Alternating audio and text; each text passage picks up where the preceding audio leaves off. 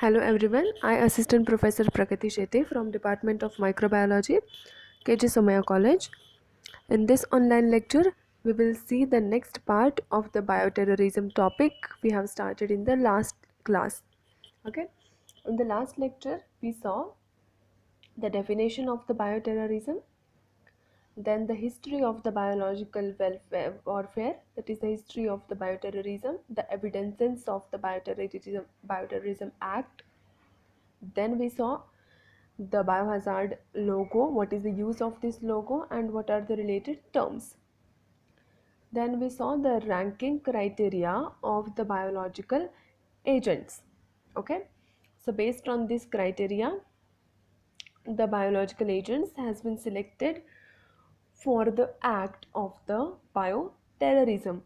Now we saw the CDC selected agents. All right, there are the bacterial agent, fungal agent, viral agent and the toxic agent. These agents are fulfilling the previous criteria of ranking of the biological agents, and therefore these agents comes under the bioterrorism act. They can be used in the bioterrorism. Okay, then we saw the classes. We saw the criteria which is present to classify the selected biological agents to distribute into three classes, namely class A, class B and the class 3. Now what is it criteria? First is of the dissemination, that how easily our biological agent is getting spread or is spreading its infection or the disease or it's killing people, right? How easily it is doing its job. Then second, potential for public health impact. What is impact of the biological agent on the public, right? What is the impact on the public health? Then the third one is the potential for public panic and the social disruption. As I mentioned in the earlier online lecture, that the public, the people, the population or a community have been developed some fear or some fearfulness about this biological agent, then that percentage should be higher for the biological agent should be coming in the bioterrorism, right? So these are the 3 points, 3 criteria, 3 conditions which we used to classify the selected biological agents in the 3 classes, into the 3 class, class A, class B and the class C, class A, B and C. Now we will see these classes in detail one by one. Okay, so now coming into the class A, the category A biological agent. Now this category A, the first, they can be easily disseminated or transmitted person to person. As I have mentioned in the previous criteria also, there is ease of dissemination. So as the more easily the biological agent is getting spread, is infecting a disease, so that will be coming under the class A. The less spread, the less easily spreading, class B, that is a moderate. Okay, and so on, the class C. So the class A agent, the category A biological agent, should able to spread or to disseminate easily and to transmit the person to person contact easily. Okay, then next point is that cause the high mortality rate with the potential for major public health impact, that should having the potential to spread maximum people and to be impact, right? So that biological agent should produce an impact, potential impact on the public health. Okay, then third is the that might cause the public panic and social disruption also. So as the biological agent, if the biological agent is able to is able to, is very potential for giving impact on the public health. So there is a possibility that this same agent could provide the could develop the impact on the public panic and the civil disruption or the social disruption in the population or the community also. Then fourth one is the, this type of class A type of the biological agent requires a special action for the public health preparedness, right? In the last online lecture I have discussed what is public health preparedness. It is the ability of the public health communities or the public health teams which are responsible for preventing or to curing the to protecting the people, the population from the certain disease, certain ill conditions. Okay, so this class A biological agent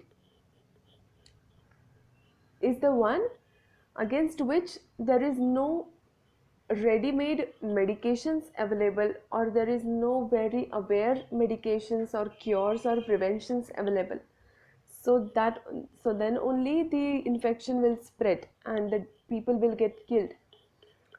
So these parameters are very important to classify the class A biological agent. Okay, so the class A are very contagious because they are transmitting very easily, right? Then they cause high mortality with highest potential for major public health impact, and so therefore they might cause the public panic and the social disruption also. Then fourth, they require the special action from the public health preparedness, from the public health communities. Now we will see what the examples, some examples of the biological agents comes under this class A include variola major, smallpox, then causes the smallpox, right? Second, bacillus anthracis causes the anthrax disease. Third, yersinia pestis causes the plague. Fourth, clostridium botulinum toxin responsible for botulism, and the Francisella tularensis responsible for tularemia, and the last one is the filoviruses. So these are the examples of the biological agents which comes under the class A, because this biological agents fulfills this categories, this criteria we have listed. Okay, and therefore they are coming under the class A. Now we will see the class B or the category B biological agent. Now this also has particular criteria, has particular conditions to fulfill. The starting from the first one, that is, these are moderately transmitted or these are moderately disseminated, unlike the class A which transmit very much easily, which are highly contagious, class A molecule, class A biological agent, and the class B biological agents are transmit or gets infected moderately. Okay, then the second one is they cause moderate morbidity and the low mortality rate. Okay, they cause moderate morbidity. The class A causes high morbidity rate.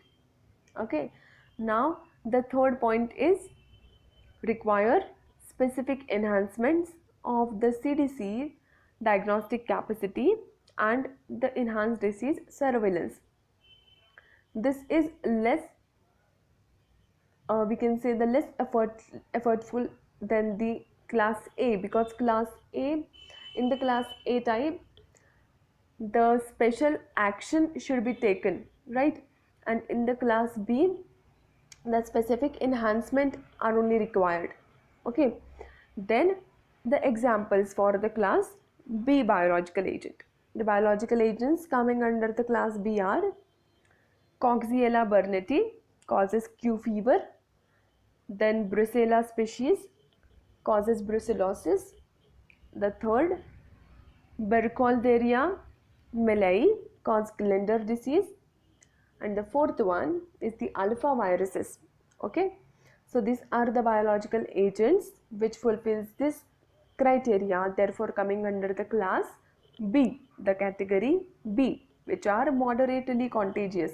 Okay, whereas the class A as the highly contagious biological agents. Then we will see the class C, the last one.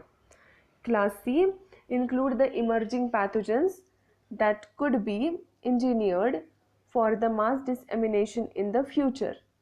Okay, this means in the class C there are the engineered biological agent, which means if we are having the bacterial agent X in now in the present, and if the research is going on this bacteria, then due to this research we can say that engineered species of the X, the bacterial agent X, could able to act as the bioterrorist in the bioterrorism. So that type of the biological agent will come under the class C or the category C. Okay, examples are Nipah virus, hantavirus, then the fig-bone hemorrhagic fever viruses, then tick-borne encephalitis viruses, then the yellow fever, and the multi-drug resistant tuberculosis. So these are the examples of the biological agents coming under the class C or the category C. Now we saw the class A, class B and the class C biological agents. Now we will see what are the biological delivery methods. Okay. So these are the biological delivery means what the biological agents can deliver, can reach us to the people through this various type of method. One, starting with the food and the water, through food and water infection can be spread, right? The second, aircraft sprayers, the vehicle sprayers, the hand sprayers, right? The hand sprayers, then the mails, the air handling systems, human vectors. See, the systems or the things which comes in contact with the humans can be used here, right, to spread the infection. Then the human vectors, the animal vectors. Okay, the agent can be present in a person and that person can act as the vector for transmitting the disease in the community or in the population.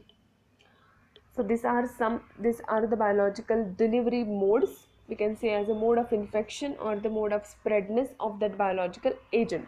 Okay, next we will see what to do if you suspect a bioterrorist disease.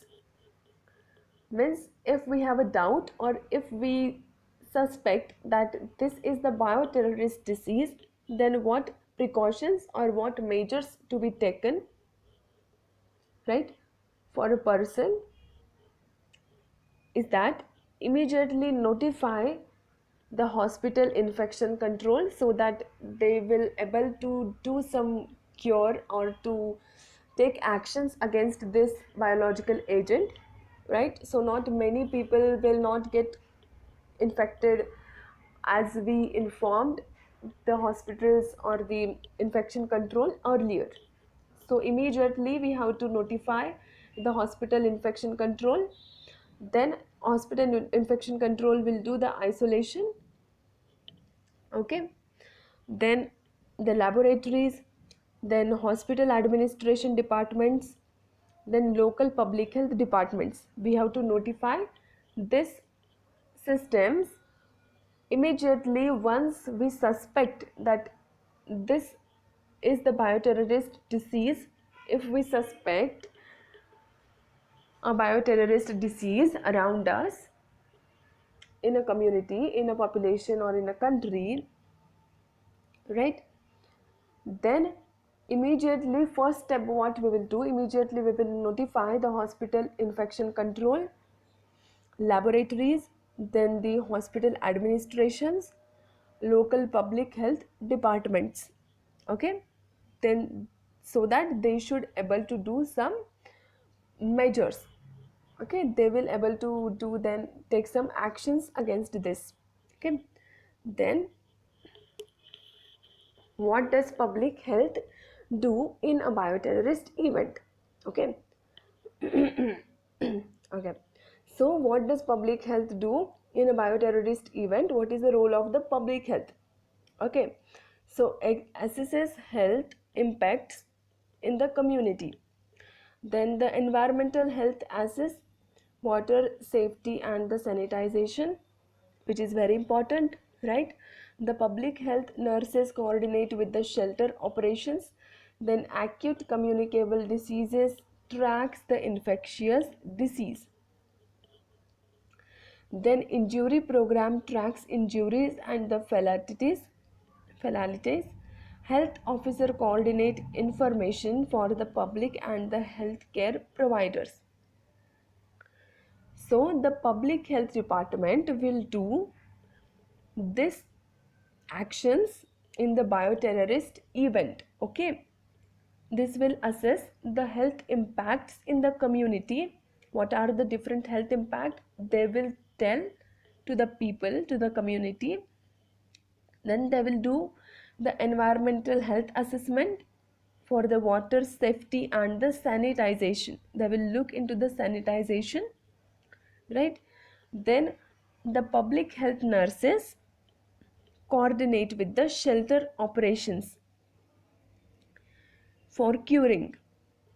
Then acute communicable disease tracks the infectious disease.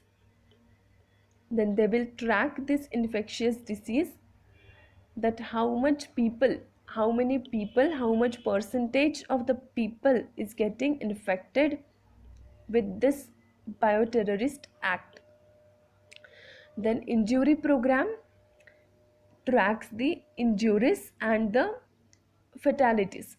Then another program, that is the injury program, that is injury system, will be incorporated to track the how many people get injured, how many people get killed, right? That data will be collected by this program.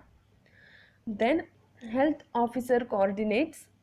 Then the health officer in the public health will coordinate the information for the public and the healthcare providers, right? Then the information, this information will be provided to the normal community, normal people, local community. Then the public health laboratories identify this agent. Okay, they will do the medical examinations, the laboratory work, laboratory examinations, and they will identify this agent, that which agent is responsible for causing all these diseases and causing this harm, the bioterrorist act. Then they will identify this biological agent in this bioterrorism. Okay, so these are the role of the public health in the bioterrorist event. So I hope you understood this topic, this lecture, bioterrorism. Okay, in this lecture we saw the three classes: class A, class B, class C, depending on its ability to spread the infection. Highly contagious one coming under the class A, moderate one class B, and in the class C, in which class C molecule biological agents are the one which are, if we engineered them, then there is a highest possibility for them that they can spread the disease, right, and can be used in the bioterrorism. So the engineered ones comes under the class C. So we saw the three classes: class A, class B, class C. Then we saw the people, the public health impact, right? Then we saw the what action should be taken if a person suspects the bioterrorist act. Okay, that we saw the what measures we should do, the what action we should take. We should immediately inform the laboratories, the hospital health systems, right? so that they should take action against them. I hope you understood today's online lecture. If you have any doubt regarding this topic, please ask in the comment section. Thank you for watching.